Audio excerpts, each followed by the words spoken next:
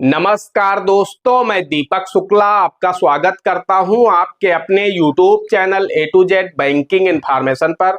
दोस्तों, आज के वीडियो में हम जानकारी देंगे कि अब 2024 में सेविंग अकाउंट यानी बचत खाते से पैसे निकालने और पैसे जमा करने पर भी आपको इनकम टैक्स डिपार्टमेंट का नोटिस मिल सकता है और आपके ऊपर इनकम टैक्स डिपार्टमेंट 100% की पेनाल्टी इंपोज कर सकता है। 100% का मतलब है जितना कैश आप डिपॉजिट करेंगे या फिर जितना भी कैश आप विड्रॉल करेंगे उतना ही अमाउंट आपको पेनाल्टी के रूप में इनकम टैक्स डिपार्टमेंट को जमा करना होगा। तो कुल मिलाकर के इनकम टैक्स के द्वारा कैश डिपॉजिट करने की और कैश विड्रॉल करने की नई लिमिट तय की गई है, वो इस वीडियो में हम आपको बताने वाले हैं।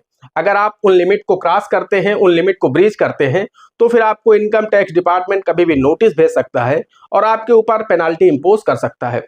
दोस्तों, आज के समय में हर व्यक्ति का एक सेविंग अकाउंट है, फिर चाहे उसने किसी पेंशन के लिए खुलवाया हो, किसी ने नरेगा के लिए खुलवाया हो, किसी ने पीएम किसान योजना के लिए खुलवाया हो, किसी ने जनधन योजना में खुलवाया हो, किसी ने सैलरी के लिए खुलवाया हो, या फिर किसी ने अपनी सेविंग को उस खाते में रखने के लिए सेविंग अकाउंट ओपन कराया हो।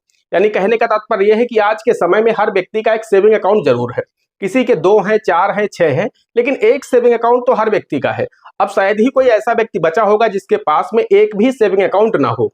ऐसे में सेविंग अकाउंट की लिमिट भी है जो कि इनकम टैक्स के द्वारा तय की गई है कि आप अधिकतम उस खाते में एक दिन में कितना पैसा जमा कर सकते हैं और एक वित्तीय वर्ष यानी एक फाइनेंशियल ईयर में आप कितना पैसा जमा कर सकते हैं, ताकि आपको इनकम टैक्स डिपार्टमेंट की तरफ से नोटिस ना आए। साथ ही विड्रॉल करने की भी लिमिट निर्धारित की गई है इनकम टैक्स डिपार्टमेंट के द्वारा कि एक दिन में आप अधिकतम कितना विड्रॉल कर सकते हैं और एक वित्तीय वर्ष में आप अधिकतम कितना विड्रॉल कर सकते हैं, ताकि आपको इनकम टैक्स के द्वारा कोई भी नोटिस ना मिले। तो दोस्तों, आज की इस वीडियो में हम आपको ये नई लिमिट बताने वाले हैं, आप लोगों के साथ साझा करने वाले हैं कि इनकम टैक्स के द्वारा कौन सी नई लिमिट बनाई गई है कैश डिपॉजिट करने की, कैश विड्रॉल करने की।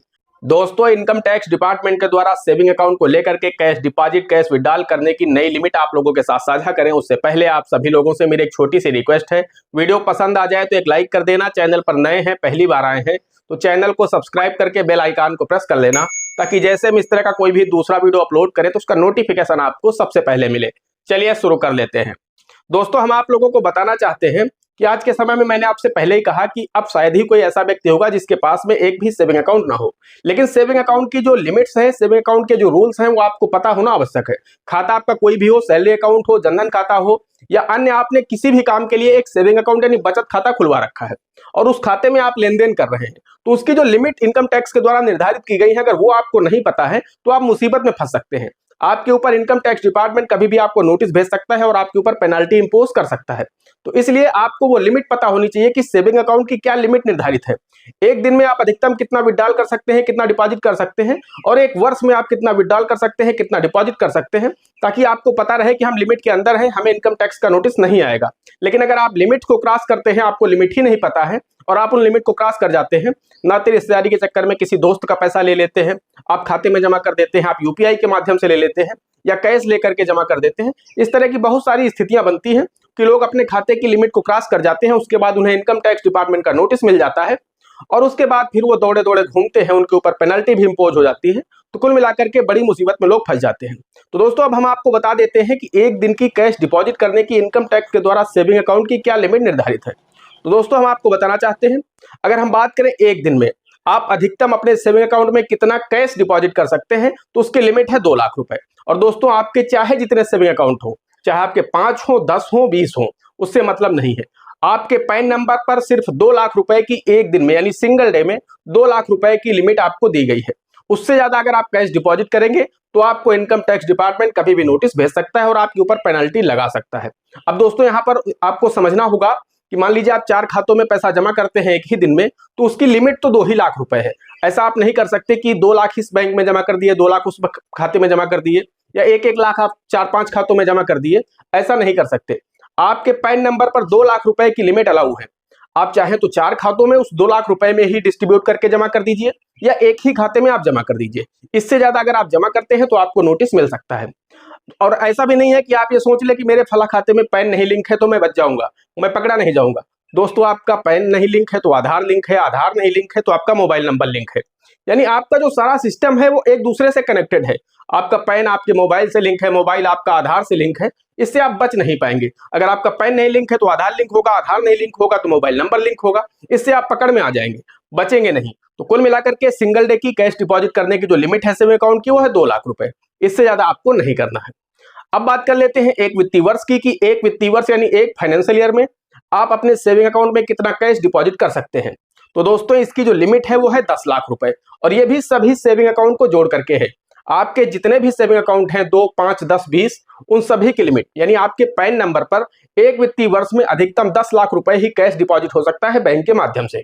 अगर उससे ज्यादा अगर आप कैश डिपॉजिट करते हैं एक वित्तीय वर्ष में तो भी आपको इनकम टैक्स डिपार्टमेंट का नोटिस मिल सकता है। और इस सभी सेविंग अकाउंट को जोड़ करके है। आप चाहे तो सभी सेविंग अकाउंट में मान लीजिए 10 है तो आप 1-1 लाख रुपए सभी सेविंग अकाउंट में अगर आप जमा कर देते हैं तो आपकी लिमिट पूरी हो जाती है। लेकिन मान लीजिए अगर आपके 2 सेविंग अकाउंट हैं तो आप 5-5 लाख रुपए ही जमा कर सकते हैं एक वित्तीय वर्ष में।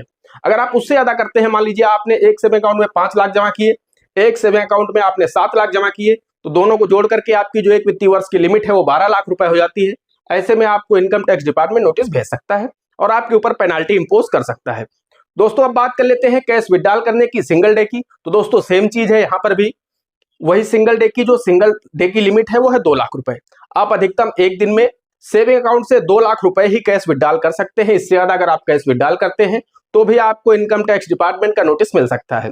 तो आपके ये भी सारे सेविंग अकाउंट को जोड़ करके लिमिट निर्धारित की गई है।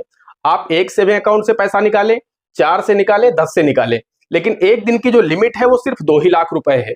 आप 4 खातों से निकाल रहे हैं तो 50-50 हजार रुपए निकाल लीजिए। उससे ज्यादा अगर आप निकालते हैं तो भी आपको इनकम टैक्स डिपार्टमेंट का नोटिस मिल सकता है। और यहाँ पर भी आप बच नहीं पाएंगे। आपका पैन, आधार, मोबाइल सब एक दूसरे से कनेक्टेड है। तो ऐसा नहीं कि आपका पैन नहीं लिंक है या मोबाइल नहीं लिंक है या आधार नहीं लिंक है तो आप बच जाएंगे, आप पकड़े जाएंगे, बचेंगे नहीं। तो एक दिन की कैश विड्रॉल करने की जो लिमिट है आपकी आपके पैन नंबर पर वो है 2 लाख रुपए। वही बात आती है अगर पूरे वित्तीय वर्ष की, पूरे फाइनेंशियल ईयर की, कि एक वित्तीय वर्ष में आप कितना कैश विड्रॉल कर सकते हैं सेविंग अकाउंट से, तो इसकी भी लिमिट 10 लाख रुपए ही है। आप एक वित्तीय वर्ष में अपने सभी सेविंग अकाउंट से जोड़ करके 10 लाख रुपए से ज्यादा कैश विड्रॉल नहीं कर सकते। दोस्तों मैं सिर्फ कैश की बात कर रहा हूं, मैंने जितने भी पीछे भी आपको बताए हैं सभी कैश के ही बताए हैं। आप आरटीजीएस, नेफ्ट के माध्यम से, यूपीआई के माध्यम से करते हैं, उसके लिए मैं अलग वीडियो भी बना चुका हूं, हमारे चैनल पर पहले से ही वीडियो अपलोडेड है, आपको मिल जाएंगे, देख लीजिएगा। यूपीआई की क्या लिमिट है, नेफ्ट आरटीजीएस की क्या लिमिट्स हैं, चेकबुक की क्या लिमिट्स हैं, मैंने इस पर अलग अलग वीडियो बना रखे हैं। ये सिर्फ और सिर्फ कैश की मैं बात कर रहा हूं कि एक वित्तीय वर्ष में आप अधिकतम अपने सभी सेविंग अकाउंट को जोड़ करके 10 लाख रुपए ही विड्रॉल कर सकते हैं। उससे ज्यादा अगर आप विड्रॉल करते हैं तो आपको इनकम टैक्स डिपार्टमेंट का नोटिस मिल सकता है और आपके ऊपर पेनाल्टी इंपोज हो सकती है। दोस्तों आशा करते हैं बात आपकी समझ में आ गई होगी। अगर बात आपकी समझ में आ गई है तो वीडियो को लाइक कर दीजिए। चैनल पर नए हैं, पहली बार आए हैं तो चैनल को सब्सक्राइब करके बेल आइकन को प्रेस कर लीजिएगा। दोस्तों आज के वीडियो में इतना ही, मिलते हैं अगले वीडियो में किसी अगले इंटरेस्टिंग टॉपिक के साथ। तब तक के लिए जय हिंद, जय भारत।